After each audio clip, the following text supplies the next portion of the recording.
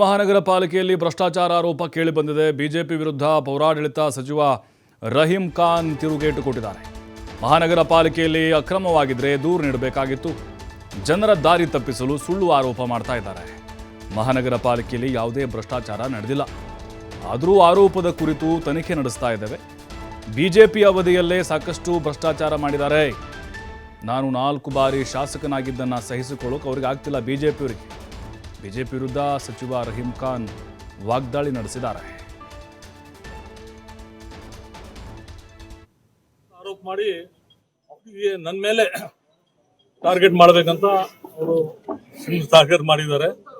ಬಿಜೆಪಿದು ಕೆಲಸನೇ ಅದೇ, ಏನಿದೆ ಯಾರು ಒಳ್ಳೆಯವರು ಇದ್ದಾರೆ ಅವ್ರಿಗೆ ಟಾರ್ಗೆಟ್ ಮಾಡ್ಬೇಕು, ಮೈನಾರಿಟಿ ಅವರಿಗೆ ಟಾರ್ಗೆಟ್ ಮಾಡ್ಬೇಕು. ಬೇರೆಯವ್ರದ್ದು ಹೆಸರು ತಗೋತಾರೆ ನೋಡಿ, ಮೈನಾರಿಟಿ ಇರುತ್ತೆ ಅಂತ ತಗೊಳತಾನೆ, ಏನೇನೋ ಹೇಳತ್ತಾರೆ. ದಲಿತ ಹೆಸರು ತಗೋಬೇಕು, ಹೋಮ್ ಮಿನಿಸ್ಟರ್ ಅವ್ರದ್ದು ಹೆಸರು ತಗೊಂಡು ಅವ್ರಿಗೆ ಪರ್ಸನಲ್ ಫ್ಯಾಮಿಲಿಗೆ ಬೈದ್ ಬಿಟ್ಟಿದ್ದಾರೆ.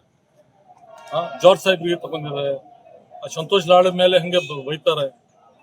ಇನ್ನ ನಾನು ಯೋಚನೆ ಮಾಡಿಲ್ಲ, ಬಟ್ ಆದ್ರೂ ಪಬ್ಲಿಕ್ ಗೊತ್ತಾಗ್ಬೇಕಲ್ಲ, ಬೀದರ್ ಜನತಾಗೆ ಇವ್ರು ಯಾರು ಏನ್ ಹೇಳಿ ನನ್ನ ಬಗ್ಗೆ 100% ಗೊತ್ತಿದೆ.